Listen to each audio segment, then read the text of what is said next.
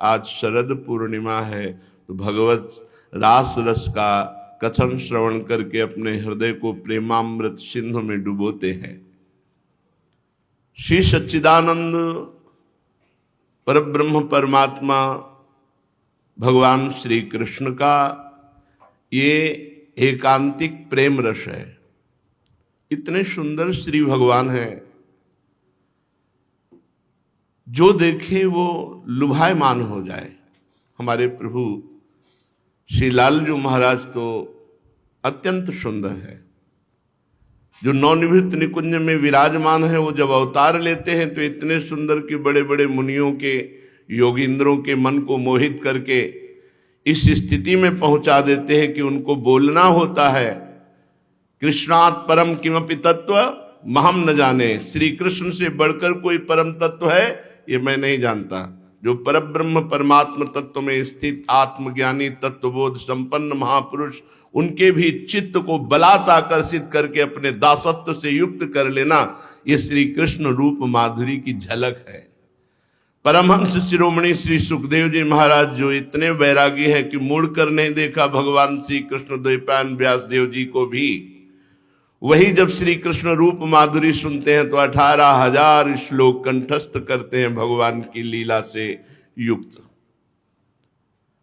ऐसे हमारे सुंदरता के समुद्र श्री लालजू, और सुंदरता की सीमा हमारी प्यारी जू की। ऐसे लालजू भी जिनकी मंद मुस्कान और तिरछी चितवन के कटाक्ष से मूर्छित हो जाते हैं।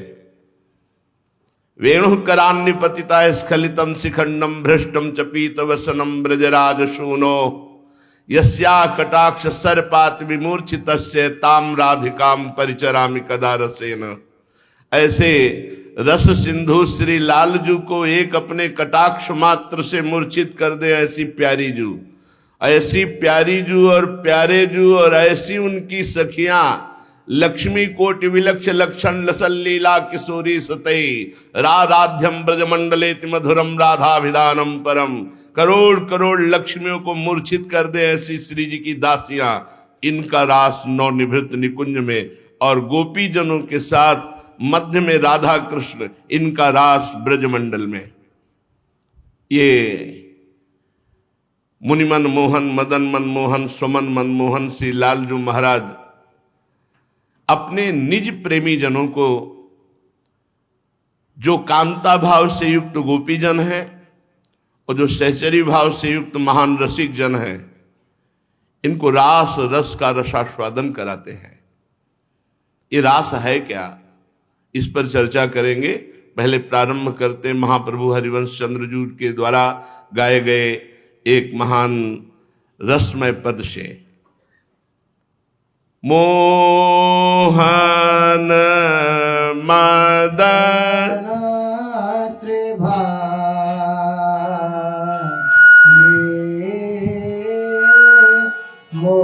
मोहन मोनि मान रागी,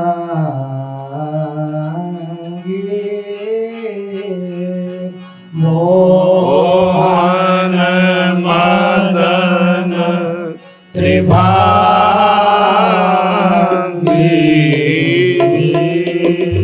मोहन मोनि मान रागी, मोहन मुनि सघना प्रगट परमानंद गुण गंभीर गोपाला, मोहन मुनि सघना प्रगट परमानंद गुण गंभीर गोपाला, शीश किरीट श्रवणमणि कुंडल पुरमंडित वनमाला, शीश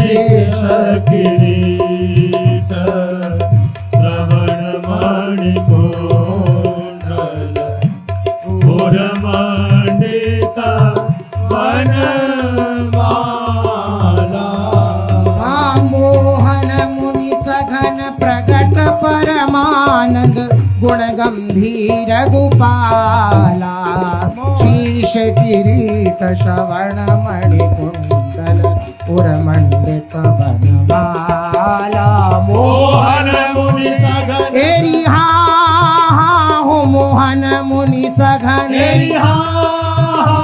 मोहन मुनि ए हा मोहन मुनि सघन मोहन मुनि सघन प्रगट परमानंद गुण गंभीर प्रगट परमानंद गुण गंभीर गोपाला शीश किरीट श्रवण मणि कुंडल उर्मंडित बनमाला हे पीतांबर तन धातु विचित्रित कल किंकिणी कटि चंगी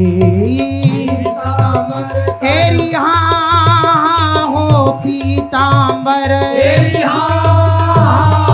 पीतांबर ए हा पीतांबर हा पीतांबर तन धातु विचित्रित हे तन धातु विचित्रित कल किंकिणी तन धातु विचित्रित कल किंकिणी कटि चंगी नखमणि चरणि चरण सरसीरुहा मोहन मदन त्रिभांगी नखमणि करणि चरण सरसीरु मोहन मदन त्रिभांगी हा पीतांबर तन धातु विचित्रित कल किंकिणी तन धातु विचित्रित कल किंकिणी कटि चंगी हा नखमणि करणि चरण सरसीरुहा मोहन मदन त्रिभांगी पीतांबर एरी हा हो पीतांबर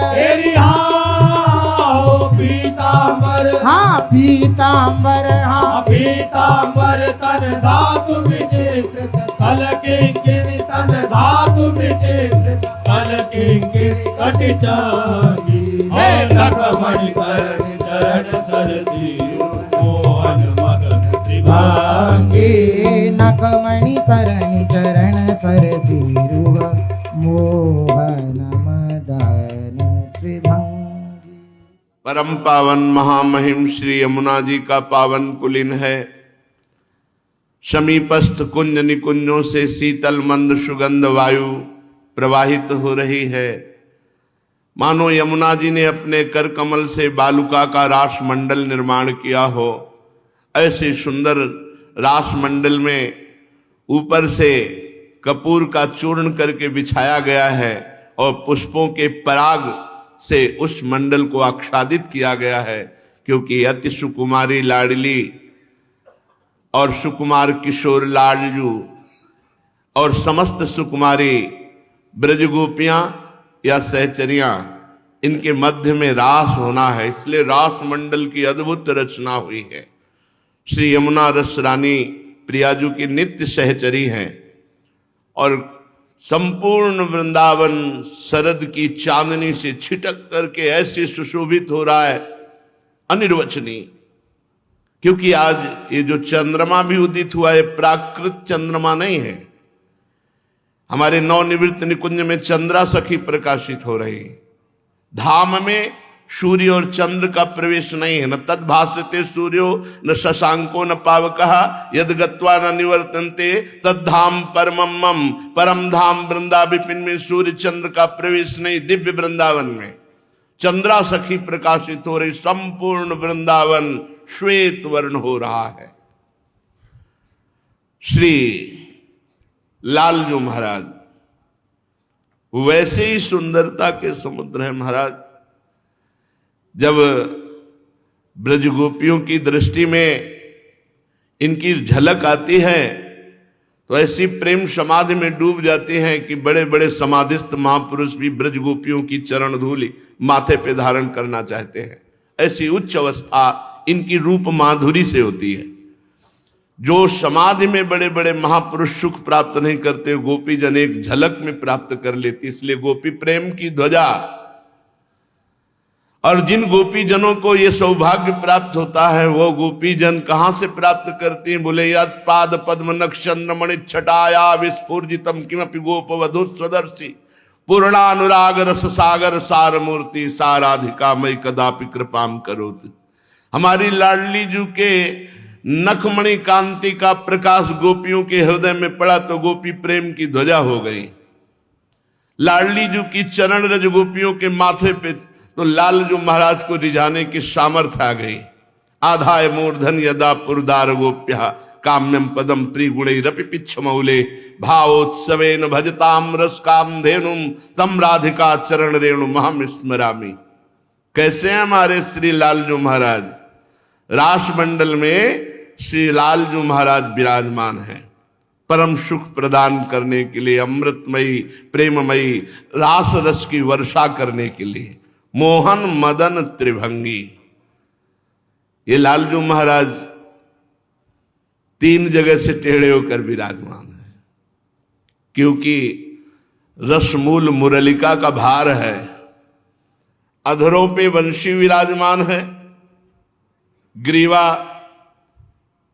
टेढ़ी किए हुए हैं, कमर टेढ़ी है और टेढ़े ही श्री चरणारविंद।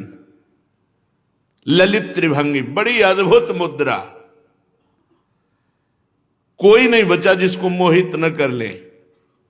मोहन मदन त्रिभंगी, पहली बात तो जिस काम ने पूरे त्रिभुवन को अपने अधीन कर रखा है, ऐसे करोड़ करोड़ काम को मंद मुस्कान से मूर्छित कर दें, ऐसे हमारे लालजू महाराज हैं। लाल की रूप माधुरी नैनन निरख नेक सखी। ए सखी जरा देख तो, थोड़ी सी रूप माधुरी का प्रभाव दे। नैनन निरख नेक सखी, मनसिज मन हरनहास, मनसिज कामदेव, मुस्कुरा दे करोड़ कामदेव मूर्छित हो जाए। महाराज ऐसे हमारे श्री लालजू महाराज हैं।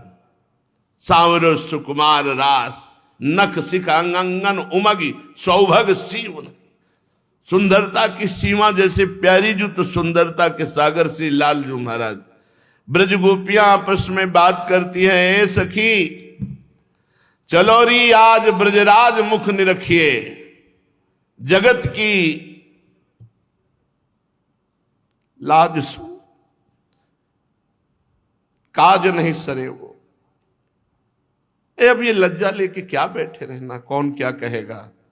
चलो री आज ब्रजराज मुख निरखिए, जगत की लाज सो काज नहीं सरेगी। बहुत कोई कहेगो श्याम की ढिग गई, याहू ते अधिक पुण्य और का कहोगो। नाचबे लगी तो फेरी घूंघट कहा, सूर रण चढ़े पे कौन सो डरेगो। बेग निज प्यारे ते मिलो नारायण, बहुरी ऐसो सखी दांव कब परेगो। चलो री आज ब्रजराज मुख निरखिबे, जगत की लाज सो काज नहीं सरे। मोहन मदन त्रिभंगी, मोहन मुनि मन रंगी। बड़े बड़े मुनि जो मननशील परमात्म तत्व में निर्गुण निराकार में आसक्त चित्त हैं, उनको सगुण साकार भगवान के रूप ने गुलाम बना लिया, अधीन बना लिया, आसक्त बना लिया। नारायण स्वामी जी महाराज एक सन्यासी महात्मा, निर्गुण निराकार उपासक, ब्रह्म ज्ञान के मार्ग के, वृंदावन आए, रसिकों का संग हुआ और रूप माधुरी ने ऐसी चोट पहुंचाई। श्री लालजू की छवि, लालजू की रूप माधुरी, ये दिव्य वृंदावन धाम है। कभी भी किसी पर घटना घट सकती है, कभी भी किसी के सामने घटना घट सकती है। वो कृपालु गलबैया दिए बिहरण करते रहे, कभी भी किसी घटना क्या घटेगी, तुम्हारा सब कुछ छीन लेंगे। क्या मन बुद्धि चित्त अहंकार सब चुरा लेंगे, ऐसे हैं। इसीलिए कहा जाता है धाम आओ धाम आश्रित हो, कभी तो करुणा वरुणालय की करुणा होगी। नारायण स्वामी ऐसी स्थिति को प्राप्त हो गए कि देखो मोहन मुनि मन रंगी, मोहन मुनियों के मन में अपना रंग चढ़ा देते हैं। कैसा रंग चढ़ाया, कह रहे मोहन बसी गए मेरे मन में। मन में अब जगह नहीं रह गई हृदय में। नाहिन रहो ही ठौर नंद नंदन अछत आनिए उरोर। अब कौन आए, क्योंकि नंद नंदन ने पूरे हृदय पर अधिकार कर लिया। मोहन बसी गए मेरे मन में, लोक लाज कुल कानी छूटी गई, इनकी लगन लगन में, इनकी नेह लगन में, मोहन बस गयो मेरे मन में। परम सन्यासी कैसा रंग चढ़ा, मोहन मुनि मन रंगी। कैसा? बोले सखी, आ गया भाव ब्रज का। बोले सखी, मोहन मेरे मन में बस गया। अब तो लोक की लाज और कुल की कान सब छूट गई इसकी एक प्रेम लगन में। कौन क्या कहेगा इसकी कोई परवाह नहीं। जित देखूं तित ही यह देखे, जिधर देखो उधर वे दिखाई दे रहा है, हमारी तरफ देख रहा है। ये वृंदावन है, ब्रज है, कभी घटना घट सकती, किसी के जीवन में घट सकती है। जित देखूं तित ही यह दिखे, घर बाहर आंगन में, अंग अंग प्रति रोम रोम में। कैसी स्थिति?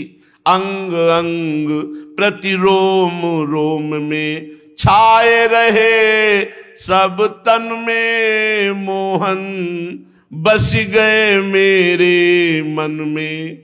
बस जिधर देखो कुंडल झलक कपोलन सोहे,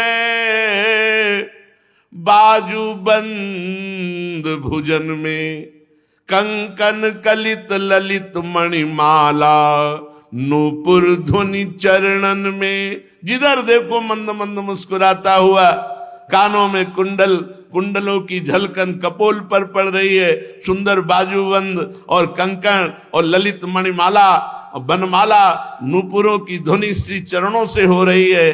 चंचल नयन भ्रकुटी बर बाकी, ठाढ़े सघन लतन में, नारायण बिना मोल बिकानी, इनकी नेक हसन में, नारायण बिना मोल बिकी मैं, इनकी नेक हसन में, मोहन बस गयो मेरे मन में। बड़े बड़े परमहंसों के बलात् चित्त का आकर्षण करके कृष्णाकार कर देना।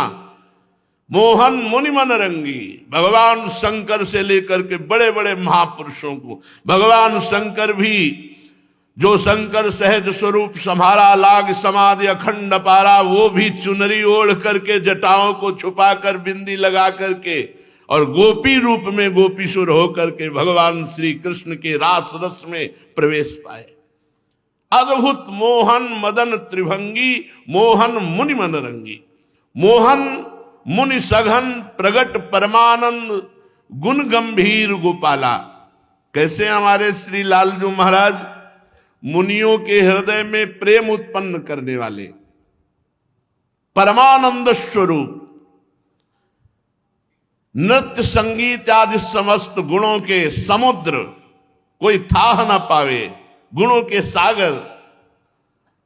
शीश किरीट, शीश पर मुकुट धारण किए हुए मोर मुकुट, श्रवण मणि कुंडल, उर्मंडित बनमाला, कानों में सुंदर मणिजटित कुंडल, वक्षास्तर पर बनमाला सुशोभित, श्रीअंग पर पीतांबर धारण किए हुए हैं और शरीर में वृंदावन की रज लगी हुई है। जो वन धातु है वो वृंदावन की रज है, उससे चित्रकारी की गई है और उनकी कटी बहुत कृश है, सुंदर, उस पर किंकड़ी धारण किए हुए हैं। मदन को मोहित करने वाले ललित त्रिभंगी श्याम घन,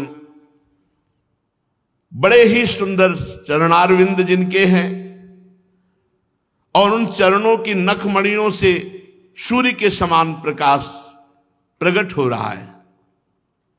ऐसे श्री लालजू रासमंडल में विराजमान होकर अधरों पर वंशीधर करके वादन करते हैं। मोहन वेणु बजावे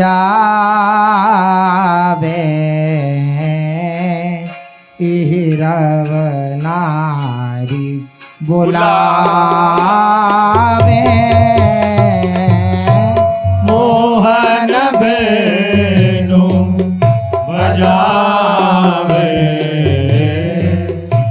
हीरव नारी बुलावे आई ब्रज नारी सुनत वंशी राव गृहपति बंधु विसारे आई ब्रज तेरी हाँ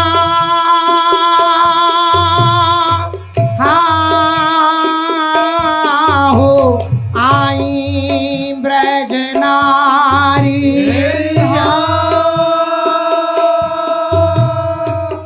आई ब्रज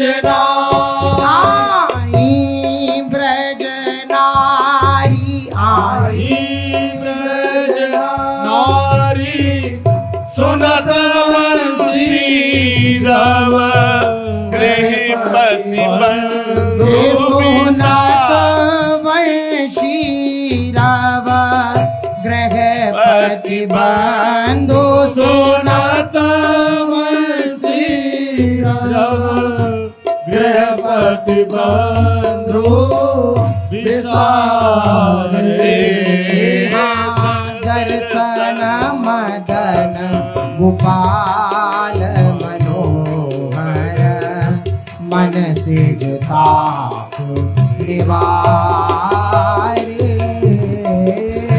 दर्शन मदन गोपाल मनोहर मन सिजता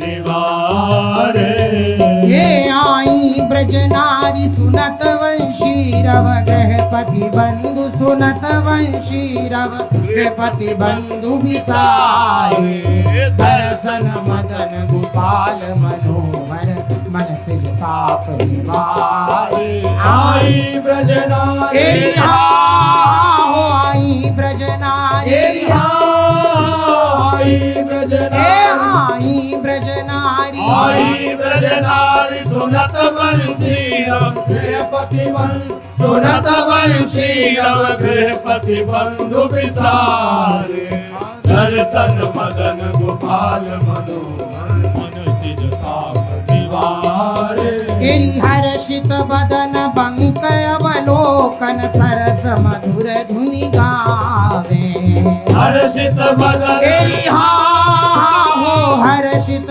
बदन तेरी हर्षित ए बदन हर्षित बदन हर्षित बदन बंक अवलोकन सरस मधुर बंक अवलोकन सरस मधुर बंक अवलोकन सरस मधुर धुन गावे मधुमय श्याम समान अधर हरि मोहन देव बजावे मधुमय श्याम समान हरि मोहन देव बजावे तेरी हर्षित वदन बंक अवलोकन सरस मधुर बंक अवलोकन सरस मधुर धुनि गावे मधुमय श्याम समान अधर हरि मोहन देव बजावे हर्षित बदन हो हर्षित वदन तेरी हर्षित हर्षित वदन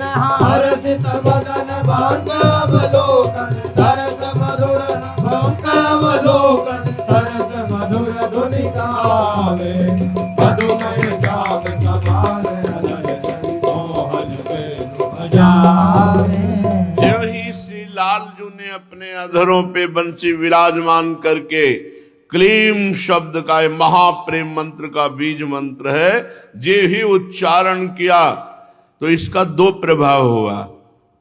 पुरुषाभिमानी देह भाव वाले जिनको पुरुष का भाव था वो सब योग निद्रा में सो गए, और जो ब्रज युवती भाव में थे, उन्हीं को आकर्षण हुआ।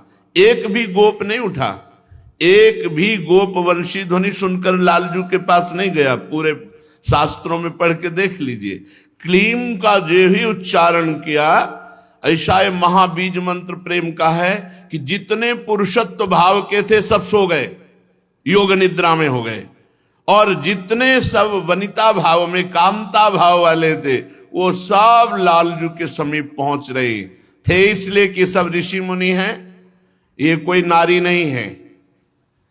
आई ब्रजनारी, ये ब्रज परमात्मा का नाम है।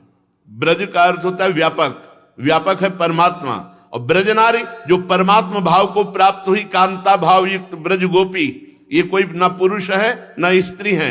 जब स्त्री और पुरुष भाव, देह भाव मिट जाता है और गुरु प्रसाद से ये सहचरी भाव या गोपी भाव, कांता भाव प्राप्त होता है, तब इस रास में प्रवेश होता है। जैसे देवादिदेव महादेव भी गोपीश्वर होकर प्रवेश हुए, गोपी भाव को ही प्राप्त होकर के प्रवेश हुए।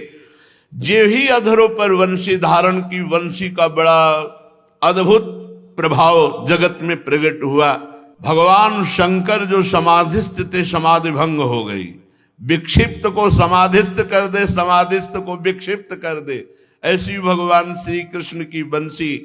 जे ही बंसी बजी, उस समय एक भी खाग, मृग, पशु, पंछी कोई भी नहीं आया।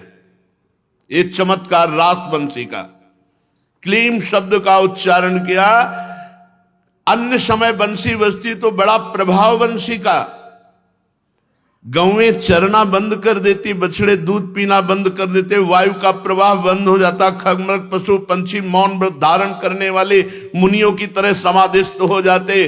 पर्वत से भी रस द्रवित होने लगता, वृक्षों की डाल शाखाओं से भी रस अमृत टपकने लगता। ऐसा बंसी का चमत्कार। लेकिन आज जब बंसी अधरों पे धरी तो केवल गोपी, सब योग निद्रा में, केवल गोपी का आकर्षण कर रहे हैं रास रस के लिए। मोहन वेणु बजावे, इह रव नारी बुलावे। ये नारी कौन है? ये वेद की श्रुतियां हैं, ऋचाएं हैं। ये बड़े बड़े ऋषि मुनि हैं जो कांता भाव को प्राप्त होकर प्रभु के रास रस का रसास्वादन करने के लिए गोपी बने हुए हैं। एक बार पीछे सुनाया था, कोई 10,000, कोई 50,000 वर्ष समाधिस्थ होकर, कोई कैसे खड़े होकर तपस्या, फिर वो गोपी बने आकर। ये कोई साधारण नारी नहीं है।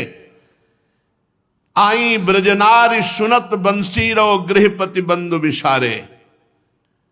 जिन गोपियों के कानों में बंसी की ध्वनि पड़ी, वो अपने घर, पति, पुत्र सबका विस्मरण करके जो जैसे थी भागी, प्रभु की तरफ भागी।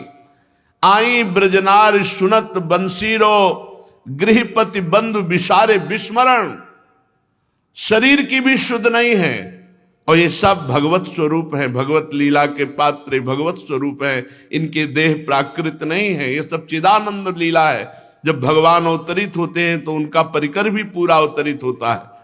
भगवान के गले में गलवहियां डालना ये प्राकृतिक देह की क्षमता नहीं है, पांच भौतिक शरीर की क्षमता नहीं है ऐसे गलवहियां डाल देने की। चिदानंद शरीर का स्पर्श करने की क्षमता सिर्फ चिदानंद शरीर में है, और चिदानंद शरीर में प्राकृतिक देह के लक्षण नहीं होते। चिदानंद में देह तुम्हारी, विगत विकार जान अधिकारी। ये रास क्या है? जैसे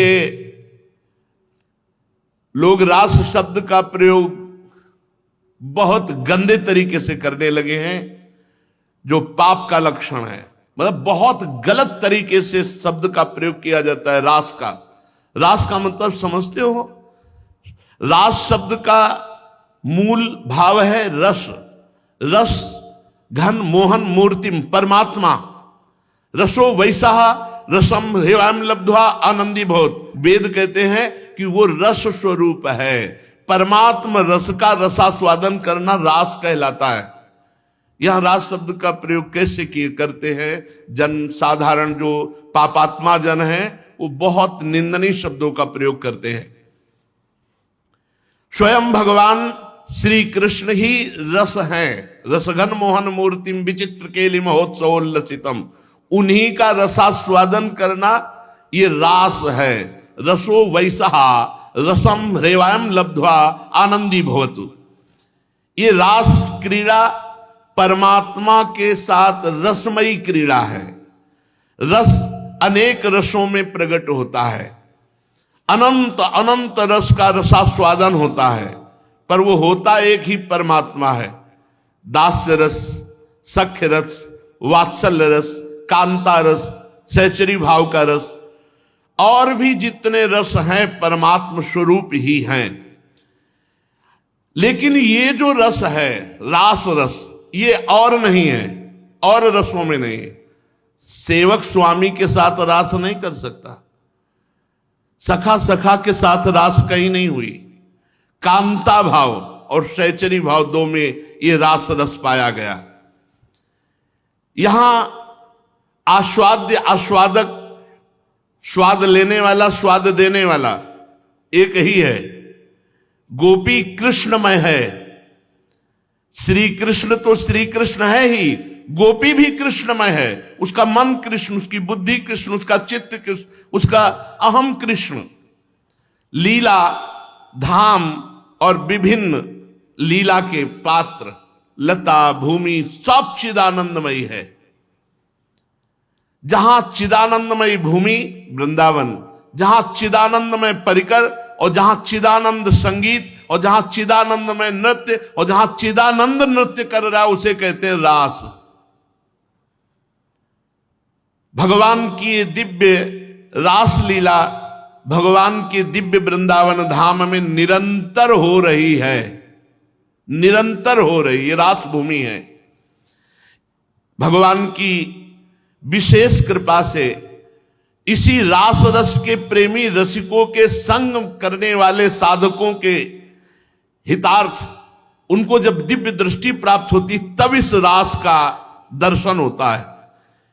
इसी धाम में, इसी शरीर में रहते हुए भी भावदेह की प्राप्ति हुई कि वो रास रस का रसास्वादन करने के लिए हर समय प्रिया प्रीतम के समीप रहता है। कभी कभी भगवान अपने परिकर के सहित भूमंडल पर अवतरित होते हैं और उत्तम कोटि के अधिकारियों को अपने रास रस का दर्शन कराते हैं। जो रास रस का गायन और श्रवण करता है वो निर्विकार होकर उसी रास रस का अधिकारी हो जाता है।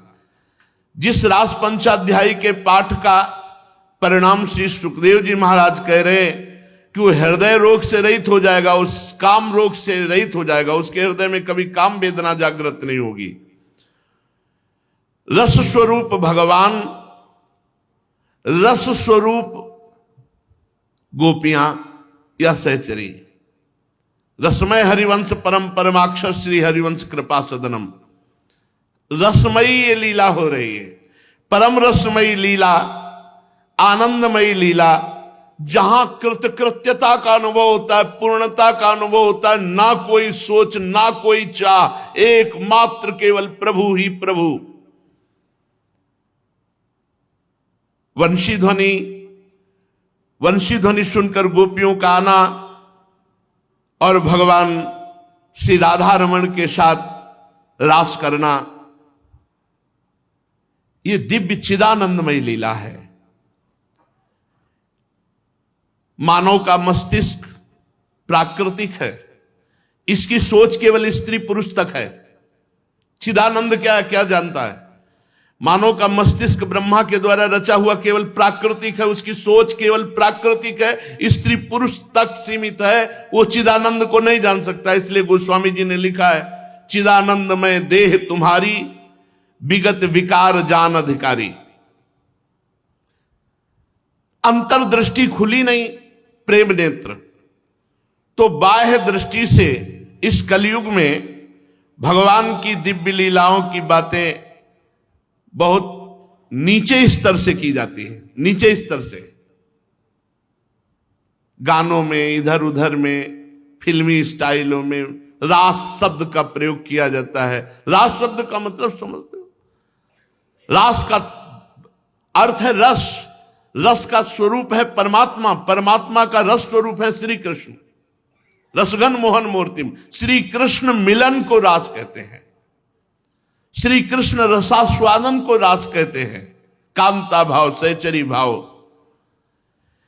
इस स्थिति में इस दिव्य लीला का रहस्य न समझकर लोग तरह तरह की प्रापंचिक बातें इसमें मिलाते हैं। ये लीला अंतर्दृष्टि और भगवत कृपा से समझ में आती है। अंतर्दृष्टि में दो दृष्टि हैं, बुद्धि में जो दृष्टि जागृत होती है उसे ज्ञान दृष्टि कहते हैं, और हृदय में जो वो प्रेम नेत्र होते हैं। बिना इस प्रेम नेत्र के रासलीला नहीं समझ सकते। जिन भगवान के कृपा पात्र भाग्यवान महात्मा में ये दृष्टि जागृत होती वो धन्य है। उनकी चरण धूलि के प्रताप से ही त्रिलोकी पावन हो जाता है। उन्हीं की उक्तियों का आश्रय लेकर कुछ रास के विषय में चर्चा हो रही।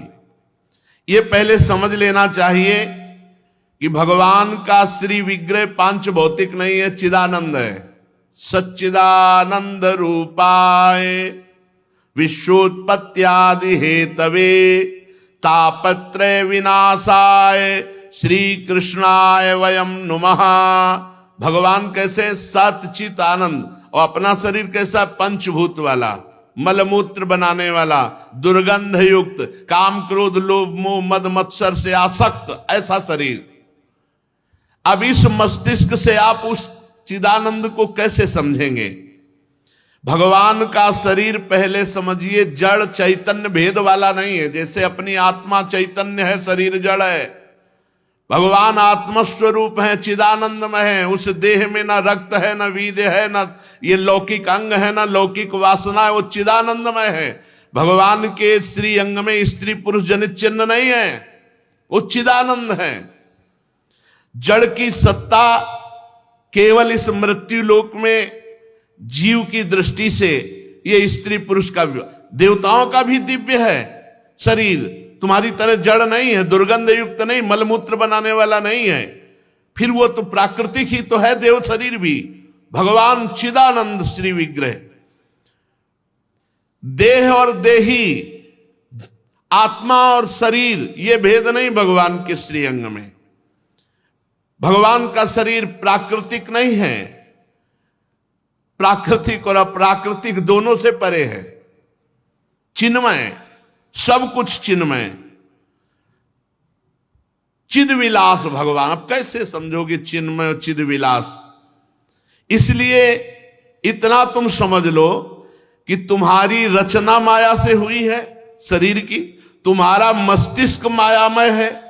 तुम मायातीत अपराकृत चिदानंद लीलाओं को तुम नहीं समझ सकते। एक गोपी एक श्री कृष्ण, एक गोपी एक श्री कृष्ण, कितने? असंख्यों। ये जो लोग कहते हैं कि 16,000, तो 16,000 तो पत्नियां थी सरकार की द्वारिकाधीश की, जो भौमासुर की जेल से 16,100 राजकुमारियों को भगवान ने शरण में ली, उन्हें पत्नी भाव प्रदान किया।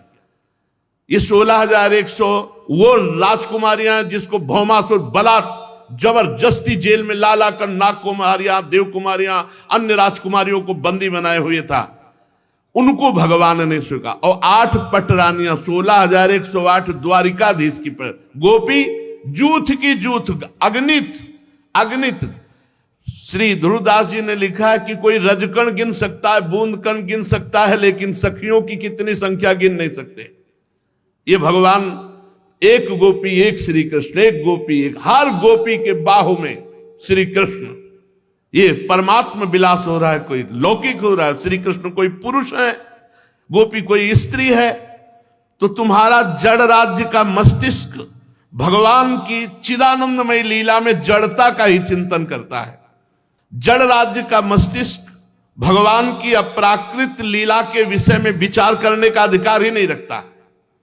जब रास राधा बाबा देखते थे ना श्री राम शर्मा की, तो वहां सीमित लोगों को अंदर लाया जाता था। कोई ऐसे नहीं कि जो चाहे रास देख ले, तब वो भाव में डूबते थे। ये दिव्य चिदानंद भाव देह की लीला है रास, ये प्राकृतिक देह की लीला नहीं। आप कृष्ण कृष्ण जपना शुरू करो, अगर आपके अंदर काम भोग की इच्छा न समाप्त हो जाए तो बताना, फिर श्री कृष्ण के अंदर सच्चिदानंद परमात्मा के अंदर, अरे विचार करो, साधक परमात्मा चिंतन करके निर्विकार सच्चिदानंद स्थिति को प्राप्त होता है। वो सच्चिदानंद श्री कृष्ण काम करोड़ों मूर्छित हो जाए एक मुस्कान मात्र से। ये वासनाओं की बुद्धि जड़ राज्य की कल्पना ही नहीं कर सकती, चिदानंद राज्य की। इसके लिए दिव्य लीला के रहस्य को समझने के लिए दिव्य भाव चाहिए। एक लाखों यहां ऐसे भक्त हो चुके जो रास में प्रवेश पा चुके हैं। ये ब्रजभूमि है, ये उज्जवल रस एक दिव्य प्रकाश है प्रेममय। जड़ जगत की बात तो दूर रही, ब्रह्मबोध संपन्न महापुरुषों की भी क्षमता नहीं इस रास में प्रवेश पाने की। वो श्री कृष्ण कृपा करें जैसे महादेव जी के ऊपर कृपा की और गोपी भाव को प्राप्त हुए, नहीं ब्रह्मबोध संपन्न महापुरुषों के लिए भी अगम्य विषय है ये रास रस। न देवैर ब्रह्माद्यैर न खलु हरि भक्तैर न सुहृदा, न बड़े बड़े देवताओं के लिए, न ब्रह्मा जी के लिए, न बड़े बड़े हरि भक्तों के लिए भी यहां प्रवेश नहीं। यहां कांता भाव, सहचरी भाव, ये ब्रजभूमि और ब्रजभूमि में वृंदावन, ये रास भूमि है। ये बहुत महान दुर्लभ रस की भूमि है। साक्षात चिन्मय तत्व। अब चिन्मय तत्व को समझने के लिए जब बुद्धि ने, चिन्मय तत्व का मतलब आत्म स्वरूप चिदानंदमय, ये गोपियां क्या है, सब चिदानंद स्वरूप है। अरे बहुत मानसिकता कलिकाल ने बिगाड़ रखी है। कैसे शब्द, क्या है श्री जी, क्या है रास, क्या है प्रभु। इस परम रस की स्फूर्ति भावमय श्री कृष्ण प्रेम स्वरूपा गोपी जनों के मधुर हृदय में ही होती है। रासलीला का यथार्थ स्वरूप परम माधुर्य का आस्वादन उन्हीं को मिलता है जो इन भावापन्न महापुरुषों के चरणों के आश्रित होकर उनके अनुसार सांगोपांग उपासना करते हैं। जैसे भगवान श्री कृष्ण वैसी गोपी, कृष्णो हम। परम रसमय श्री कृष्ण तो परम रसमयी सच्चिदानंदमयी गोपी, जैसे श्री कृष्ण बिल्कुल वैसे ही गोपी। साधना की दृष्टि से भी ना केवल जड़ शरीर का ही त्याग कर दिया जाता है, बल्कि सूक्ष्म शरीर से प्राप्त होने वाले स्वर्ग और मोक्ष का भी त्याग कर दिया जाता है। जड़ता की दृष्टि का त्याग, मोक्ष का त्याग, चिदानंद स्वरूप श्री कृष्णमय वृत्ति, एक एक वृत्ति, कृष्णाकार वृत्ति, श्री कृष्ण प्रेमामृत, गोपी प्रेमामृत। ये प्रेमामृत का विलास हो रहा है, स्त्री पुरुष का नहीं। उनकी इस अलौकिक स्थिति में स्थूल शरीर की स्मृति, थोड़ा भाव जागृत हो आपका, अभी देखो संसार खत्म, देह शुद्धि खत्म, केवल भगवान। वहां कोई विकार होता है, भगवान के ध्यान में कोई विकार होता है, निर्विकार स्थिति। फिर भगवान का साक्षात खेल हो रहा है, वहां विकार। ये हमारे कलयुगी जीवों के मस्तिष्क की सोच। यहां तो अंग संग की कल्पना की गुंजाइश ही नहीं है। ऐसी कल्पना तो पांच भौतिक देह में होती है, जड़ देह में होती है, जीवों की होती है, ईश्वर की थोड़ी होती है। जिन्होंने गोपियों को पहचाना, उन्होंने गोपियों की चरण धूल स्पर्श प्राप्त करके अपने को कृतकृत्य समझा। भगवान ब्रह्मा, शंकर, उद्धव और अर्जुन ने गोपियों की उपासना करके गोपी भाव प्राप्त करने की चेष्टा की और आकांक्षा की। उन गोपियों के दिव्य भाव को कोई साधारण स्त्री ना समझे। गोपियों के प्रति भारी अपराध बन जाएगा यदि स्त्री पुरुष भाव आ जाएगा। भगवान के प्रति वास्तव में सत्य के प्रति महान अपराध होगा। इस अपराध से बचने के लिए भगवान की दिव्य लीलाओं को सुनो, गाओ और फिर हृदय जब पवित्र हो, भगवान सामर्थ्य दे, तुम्हारे अंदर प्रेम नेत्र दे, तब उस पर विचार करके देखो। भगवान का चिदानंद में शरीर दिव्य, भगवान अजन्मा, भगवान अविनाशी, वो नित्य सनातन शुद्ध भगवत स्वरूप। इसी प्रकार गोपियां दिव्य जगत की भगवान की स्वरूप भूता अंतरंग शक्तियां हैं। इनका मिलन दिव्य है। उच्चतम भाव राज्य की लीला स्थूल शरीर, सूक्ष्म शरीर, कारण शरीर से परे ये चिदानंद शरीर आत्म स्वरूप की लीला है। कैसे समझेंगे? भगवान चीरहरण लीला करके गोपियों के आवरण को भंग करते हैं, देह भाव को, और स्वीकृति देते हैं रास की। प्राकृत देह का निर्माण होता है स्थूल सूक्ष्म कारण इन तीनों देहों के संयोग से। जब तक कारण शरीर रहता है तब तक देव चाहे जो भी हो वो मुक्त नहीं हो सकता। कारण शरीर कहते हैं पूर्वकृत कर्मों के संस्कारों से जो स्वभाव निर्माण होता है, जिससे स्थूल सूक्ष्म कारण, इस कारण शरीर के आधार पर ही जीव को बार बार जन्म मरण प्राप्त होता है। जब तक कारण शरीर नहीं नष्ट होता तब तक वो भगवत प्राप्त नहीं होता। और गोपियां स्थूल सूक्ष्म कारण तीनों से परे भाव देह को प्राप्त है। सहचरी भाव, गोपी भाव, कर्म बंधन वाला ये पंचभूत नहीं है। इसलिए इस पंचभूत में ही रक्त है, मांस है, स्त्री पुरुष चिन्ह है, अन्य धातुएं भी हैं। तो गोपी के शरीर में रक्त मांस नहीं है, गोपी के शरीर में स्त्री पुरुष चिन्ह नहीं है, भगवान के शरीर में स्त्री पुरुष चिन्ह नहीं है। चिदानंद, ना तो वहां बिंदु का संयोग है, ना वहां निकृष्ट मैथुन क्रिया है। स्पष्ट वर्णन करते हैं। अरे जब कोई साधना करता है, ऊर्ध्वरेता ब्रह्मचारी हो जाता है, तो उसके अंदर ये सब खत्म हो जाता है।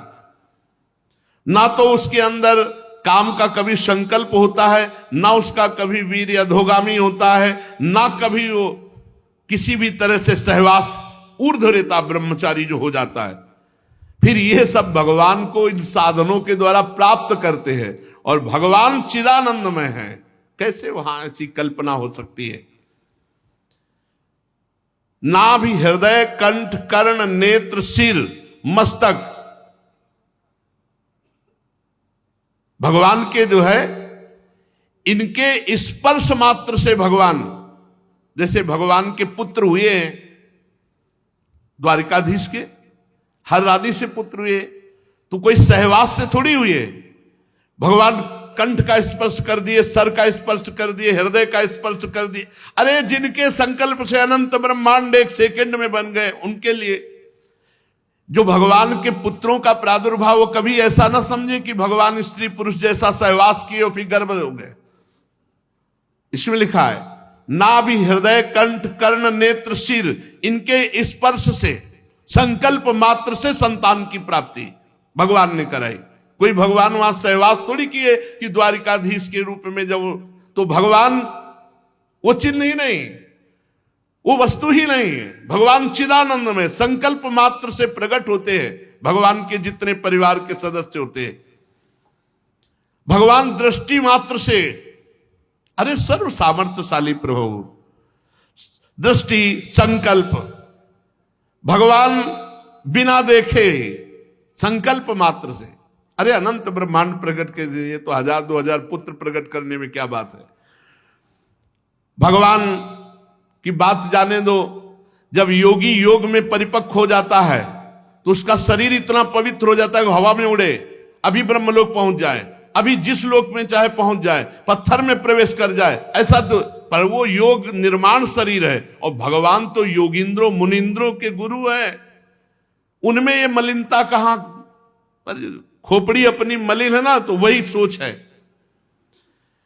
अरे भाई, पितर और देवों के भी शरीर दिव्य होते हैं, पर होते तो प्रकृति के ही बनाए हैं। देव शरीर में रक्त मांस मेद अस्थि नहीं होते, पर हैं तो प्राकृत ही।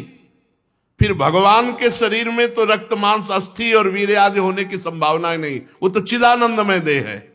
इसलिए खोल के वर्णन कर रहे हैं कि जो ये समझते नहीं है ना रास को, वो बहुत गलत तरीके से रास शब्द का प्रयोग करते हैं। भगवान सच्चिदानंदमय है, उनमें देही देह भेद नहीं, गुण गुणी भेद नहीं। भगवान लीला पुरुषोत्तम श्री कृष्ण एक एक अंग भगवान का चिदानंद श्री कृष्ण है। जैसे श्री कृष्ण का मुखमंडल, वैसे ही श्री कृष्ण का करकमल, सब श्री कृष्णमय है। पदनख, मुखमंडल, सब श्री कृष्णमय, चिदानंदमय। श्री कृष्ण की इंद्रियां श्री कृष्ण की क्रियाएं कृष्णमय, चिदानंदमय। भगवान कान से देख सकते हैं, भगवान आंख से सुन सकते हैं, भगवान नाक से स्पर्श का रसना से सूंघ सकते हैं। भगवान श्री कृष्ण हर अंग से, मान लो वो हाथ से छूना कार्य होता है, वो हाथ से सूंघ सकते हैं, क्योंकि चिदानंदमय, हम केवल नाक से ही सूंघ सकते हैं। भगवान की रूप माधुरी नित्य वर्धनशील, नित्य नवीन, सौंदर्यमयी। भगवान का सब कुछ ऐसा चिदानंदमय है कि आकर्षित कर ले। सौंदर्य माधुर्य से गौ, हरिण, वृक्ष, बेल ये आकर्षित हो जाते थे, यमुना का प्रवाह बंद हो जाता था। ऐसे भगवान के स्वरूप में आसक्त गोपियों के हृदय में कहीं लौकिक काम, कहीं सहवास की भावना। अरे मनुष्य जो खाता है पीता है, उससे रस, रक्त, मांस, मेदा, मज्जा, अस्थि और बाद में शुक्र बनता है। इसी शुक्र के आधार पर ये मैथुन सृष्टि होती है। दैवी सृष्टि नहीं, मैथुन सृष्टि। फिर संकल्प से दैवी सृष्टि होती है, और संकल्प और मैथुन से दोनों से परे सच्चिदानंद भगवान का स्वरूप है। ये विशुद्ध भगवत स्वरूप है। इसमें रक्त, मांस, अस्थि आदि बिल्कुल नहीं है, तो शुक्र की संभावना नहीं है, तो फिर यहां क्रियाएं नहीं है। प्राकृतिक पांच भौतिक शरीर वाले ये जो कल्पना करते हैं, ये भगवान के प्रति बड़ा अपराध करते हैं। ऐसी कल्पना भी नहीं की जा सकती।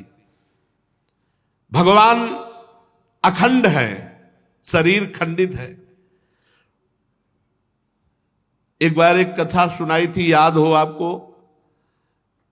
भगवान रास में एक बार विलंब से आए, नित्य रास में, तो गोपी जनों ने पूछा कि प्रभु आज विलंब कैसे हुआ? तो उन्होंने कहा हमारे गुरुजी जमुना पल्ली पार आए हैं, दुर्वासा जी। तो बोले उनसे मिलने गए थे। तो बोले जब आपके गुरुजी, तो हम भी दंडवत करके आते हैं। तो बोले खाली हाथ नहीं जाना चाहिए संतों के पास। तो फिर घर गई सब गोपी जन, कोई पुआ, कोई खीर, कोई विविध प्रकार के, अनंत गोपियां सब सामान लिए चलने लगी थी। यमुना जी बड़ी बाड़ी थी। लालजू से कहा कि यमुना पार कैसे जाएं? बोले यमुना जी से कह दो श्री कृष्ण अखंड बाल ब्रह्मचारी हैं तो मार्ग दे दे। तो गोपियां मुस्कुरा दिए। प्रभु बोले, तो यमुना जी के पास गए, बोले हमारे प्रीतम श्री कृष्ण अखंड बाल ब्रह्मचारी हो तो मार्ग दे दे। मार्ग दे दिया यमुना जी। यमुना जी गई, दुर्वासा जी से दंडवत प्रणाम किया, भोग सामने रखा तो उन्होंने मुंह फैला दिया। अब वो सब पवाती गई, मनो कुंतलों पुआ खीर सब खा गए। गोपियों ने प्रणाम किया, बड़े आश्चर्य के बाबा जी हैं, पेट तो छोटा ही बड़ा है और यहां कुंतलों पुआ खीर सब खा गए। दंडवत महाराज। महाराज कैसे जाऊं? यमुना जी तो बहुत बाड़ी। बोली आई कैसे? बोले हमारे प्रभु ने कहा था कि यदि मैं बाल ब्रह्मचारी हूं तो मार्ग दे देना। तो यमुना जी ने मार्ग। बोले जाओ कह दो दुर्वासा ने अपनी जबान में दूब के रस के सिवा कभी कुछ न रखा हो तो यमुना जी मार्ग दे दे। अब तो गोपी जनों को आश्चर्य हुआ कि जैसे गुरु ऐसे चेला है। कुंतलों खीर पुआ तो हमारे सामने खा गए और कह रहे दुर्वासा ने दूब के रस के सिवा जिंदगी में जबान में कुछ न रखा हो तो मार्ग दे दे। गजब के गुरु जी है। पर गई तो यमुना जी से कहा तो यमुना जी ने मार्ग दे दिया। वो भगवान श्री कृष्ण के पास जाके दंडवत किया और कहा प्रभु आपके गुरु जी के दर्शन करके आए तो बड़ा संशय हो गया। क्या? बोले पहले आपने कहा बाल ब्रह्मचारी, तो अखंड बाल ब्रह्मचारी हास परिहास स्पर्श इससे भी दूर रहता है। तो आप हास परिहास स्पर्श तो करते ही है, पर यमुना जी ने मार्ग दे दिया ऐसा कहने से। और हमारे सामने कुंतलों पुआ पूड़ी खा गए आपके गुरुजी, वो कह रहे दूब के रस के सिवा जीभ में कुछ न रखा हो। तो हमें तो दोनों झूठे लगे, गुरु चेला दोनों। आप बताओ इसका रहस्य क्या है? तो उनका दुर्वासा जी हमारे जो हैं वो स्वयं इच्छा करके केवल दूब का रस पीते हैं। उन्होंने अपने हाथ से पाया, बोले नहीं हम लोगों ने पाया। तो बोले बस ये ब्रह्माकार वृत्ति है, भोक्ता भाव रहित है, इसलिए कुछ नहीं। ब्रह्माकार वृत्ति भोक्ता भाव रहित तो खाते हुए भी नहीं खाया। और मेरी पुष्टि हो तो मैं अपने स्वरूप में, आत्माराम भगवान का नाम है, आत्माराम, मैं अपने स्वरूप में रमण करता हूं। तुम सब मेरी आत्मा हो, आत्मस्वरूप हो, इसलिए किंचन मात्र कहे तो अखंड ब्रह्मचारी। तो यहां कह रहे कि उपनिषदों में भगवान को अखंड ब्रह्मचारी कहा गया है। अवरुद्ध शौरता शब्द आया है। भगवान के लीला विलास में कहीं भी कोई संशय की गुंजाइश नहीं है। गोपियां बहुत उच्च कोटि की साधना करने वाली ये ऋषि हैं, ये श्रुतियां हैं, जिन्होंने भगवान के लिए आराधना करके रास रस में प्रवेश पाने के लिए गोपी बनी हुई है। भगवान अपनी दृष्टि से, भगवान अपि तारात्रि शरदोत्फुल्ल मल्लिका वीक्षरंतुम मनश्चक्रे योग मायाम उपासिता, अपनी दृष्टि से उस समय रास भूमि तैयार करते, अपनी दृष्टि से शोभा का विस्तार करते हैं। भगवान की दृष्टि सच्चिदानंदमयी दृष्टि, सच्चिदानंदमयी भूमि में, सच्चिदानंदमयी शोभा में, सच्चिदानंदमयी गोपियों के साथ भगवान का सच्चिदानंदमय रास हो रहा है। भगवान की बांसुरी जड़ को चेतन, चेतन को जड़, चल को अचल, अचल को चल, विक्षिप्त को समाधिस्थ, समाधिस्थ को विक्षिप्त कर दे। प्रेम प्रेममयी रसमूल मुरलिका आनंदनी, चलहि राधिके सुजान, तेरे हित सुख निधान, रास रच्यो श्याम तट कलिंद नंदिनी, निरतत युवती समूह, राग रंग अति कुतूह, बाजत रसमूल मुरलिका आनंदिनी। रस का मूल कौन है? बंसी जी। और रस का विस्तार क्या है? रास रस। बंसी जी रास रस का आकर्षण करके हृदय में जागृत करती, काम रस का नाश करके रास रस का, परमात्मा रस का। जो गुरुजनों की सेवा में अपने जीवन को समर्पित करते हैं, हर प्रकार की कामनाओं का त्याग करके भजन करते हुए देह भाव को छोड़कर भाव देह को प्राप्त होते हैं, वही इस रस को जान सकते हैं। गोपीजन साधना की उच्च अवस्था को प्राप्त बड़े बड़े परमहंसों की भी आदर्श गुरु रूपा हैं। भला इस विलास को जो चिदानंद ना होता तो सुखदेव जी जैसे परमहंस गायन करते? विचार करके देखो। देह गेह पति पुत्र लोक परलोक कर्तव्य धर्म सब कुछ छोड़कर एकमात्र परमात्मा स्थिति को प्राप्त होकर कांत भाव जागृत हो जाना, ये गोपी भाव है। छोटी मोटी बात है। या दो चार माला करके भगवान के भक्त बनना चाहते हैं, कह रहे देह गेह कुल लोक परलोक मोक्ष सब कुछ छोड़कर श्री कृष्ण अनुराग में श्री कृष्णमयी स्थिति गोपी जनों की। तभी तो उद्धव आए थे समझाने, ज्ञान देने। लेकिन जब गोपी जनों की स्थिति देखी ना तो चरण धूलि में लौट गए। बंदे नंद ब्रजस्त्री राम पाद रेणु में भिक्षुषा। क्यों? ऐसी गुरु स्वरूपा गोपी, ऐसी ऊंची स्थिति गोपियों की। तो गोपी कोई जड़ शरीरधारी स्त्री नहीं है, ये सब चिदानंद में लीला परिकर है। देव दुर्लभ भगवत प्रेम को प्राप्त हो चुकी, वो भगवान के प्रेम प्रकाश से प्रकाशित है। कैसी प्रेम की स्थिति का वर्णन किया गया। वेदानपि सन्नस्ति सा केवलम अवच्छिन्न अनुरागम लभते। जो वेद के ऊपर गुणातीत वेदातीत स्थिति को प्राप्त है वो प्रेम है। और प्रेम की चरम अवस्था गोपी जनों में जागृत है। वहां काम की गंध सवाल नहीं उठता। ये बहुत आपराधिक प्रवृत्ति जो अगर प्रभु की लीलाओं में दोष दर्शन करे, जिसको भगवान अपनी वंशी में नाम ले लेकर पुकार रहे हैं, वो किसी और की भावना में जैसे हिमालय से निकलकर समुद्र में गिरने वाली ब्रह्मपुत्र नदी की प्रखर धारा को कोई नहीं रोक सकता, ऐसे ही भगवान जिसका आकर्षण बंसी से कर रहे हैं उन गोपी को कौन रोक सकता है। और ये हृदय है गोपी।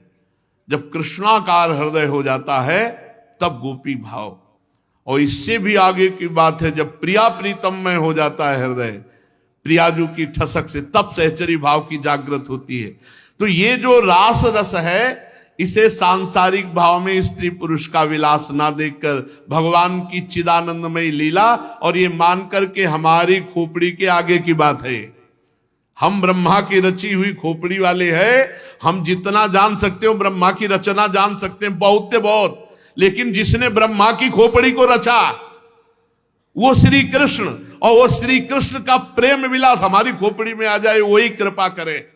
श्री कृष्ण कृपा करे तो भले आ जाए। तो ये रास रस दिव्य चिदानंद में भगवान का रस में विलास है, कोई स्त्री पुरुष का खेल नहीं। तो आई ब्रजनारी सुनत बंसी रो, गृहपति बंधु विसारे, दर्शन मदन गोपाल मनोहर, मनसिज ताप निवारे।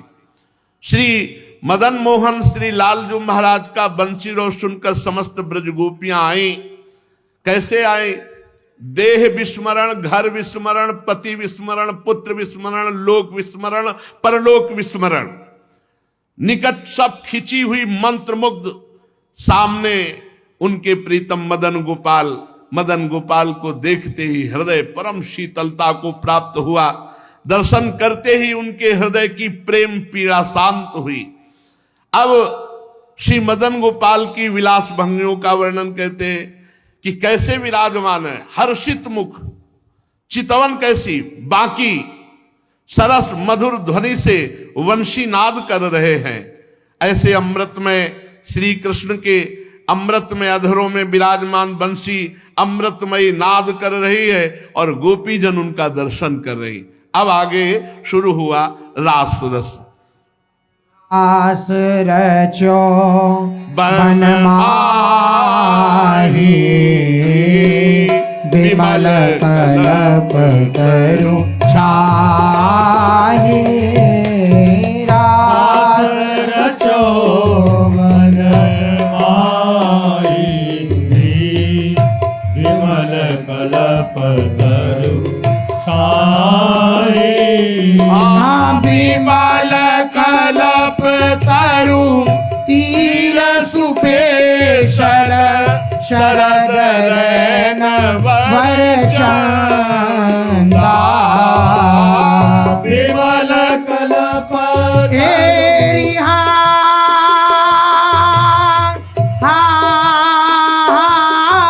हो, विमल कलप तरु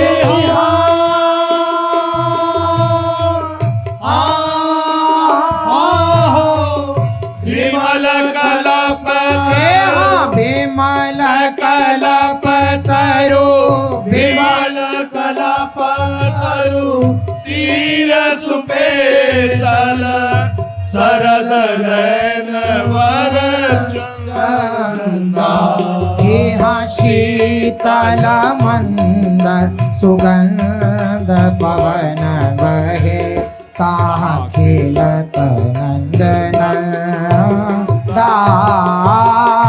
शीतल मंद सुगंध पवन बहे, ताहा खेलत नंदन दास। यहाँ विमल कलप तरु तीर सुपेशल, शरद रैनवर तीर सुपेशल, शरद रैनवर चंदा।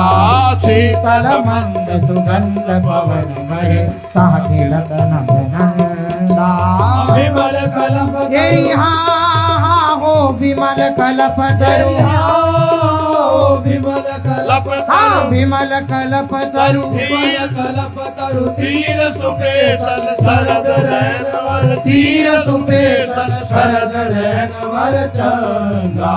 शीतल मंद सुगंध पवन बहे, ताहा खेलत नंदन दास। अद्भुत ताल मृदंग मनोहर, किणकिणी शब्द कराही। अद्भुत ताल तेरी हाँ हो अद्भुत ताल, अद्भुत ताल ताल अद्भुत ताल मृदंग मनोहर किंकिणी ताल मृदंग मनोहर किंकिणी शब्द कराए यमुना पुलिन रसिक रस सागर रास शोभन माए यमुना पुलिन रसिक रस सागर रास शोभन हे हाँ अद्भुत ताल मृदंग मनोहर किंकिणी ताल मृदंग मनोहर किंकिणी शब्द कराही यमुना पुलिन रसिक रस सागर रासर चौवन माही अद्भुत ताल तेरी हाँ हो अद्भुत ताल अद्भुत अद्भुत ताल अद्भुत ताल मृदंग मनोहर किंकिणी ताल मृदंग मनोहर किंकिणी शब्द कराई यमुना पुलिन रसिक रस सागर रास शोभन गोपीजनों ने भगवान श्री लाल बिहारी जी महाराज के अद्भुत दर्शन के ललित त्रिभंगी अधरों पर वंशी वादन करते हुए जब प्रभु ने देखा कि समस्त वृद्ध युवतियां पधारी तो अपने यहाँ विरह को नहीं लेते हैं। अपने विरह को किसी भी महापुरुषों ने नहीं गाया। जो रास पंचाध्यायी का गान किया गया है अपनी समाज वाली वाणी में भी, तो उसमें भी इस पद में भी नहीं लिया महाप्रभु ने। महाप्रभु हरिवंश चंद्र जो संयोग की महामहिमा का उपासना का स्थापन किया है। श्री श्याम घन ने वृंदावन में निर्मल कल्प तरु की छाया के नीचे अद्भुत यमुना के पावन पुलिन तट पर रास किया। ये वृंदावन की हर लता कल्प तरु है। प्रेमी जनों की रस अभिलाषाओं को पूर्ण करने वाली ये लताएं हैं।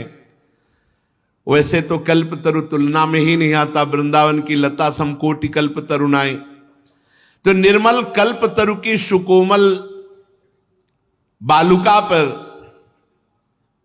छिटक चांदनी, शरद ऋतु की रात्रि है, पूर्ण चंद्र उदित है, शीतल मंद सुगंध पवन बह रहा है और प्रभु समस्त ब्रज युवतियों के साथ रास रस कर अद्भुत मृदंग ताल मृदंग उपंग बजावत प्रफुल्लित होए सके सारी बीण बेण नूपुर धुन ठुमकत खग मृग दशा विसारी। एक से एक संगीत की स्वामिनी सहचरियां सखिया ताल मृदंग उपंग वीणा वेणु आदि वाद्य बज रहे हैं और प्रभु समस्त गोपीजनों के ब्रज युवतियों के साथ नृत्य कर रहे हैं। कंकण किंकिणी और नूपुर की ध्वनि मृदंग आदि के साथ ताल पर ताल बज रहे। यमुना जी के पावन पुलिन पर अद्भुत रास रस की वर्षा हुई। श्री प्रिया प्रीतम मध्य में, आसपास समस्त सहचरियां नवनिवृत्त निकुंज रास, प्रिया प्रीतम मध्य में, आसपास प्रत्येक एक गोपी एक श्री कृष्ण, ये ब्रजराज। इस रास को देख करके कोई ऐसा नहीं हुआ जो मोहित ना हो गया हो। लेकिन यहां देखने का अधिकार तो सिर्फ भावापन्न महापुरुषों के। तो जो खगमृग का वर्णन भी है ये सब भाव देह को प्राप्त महा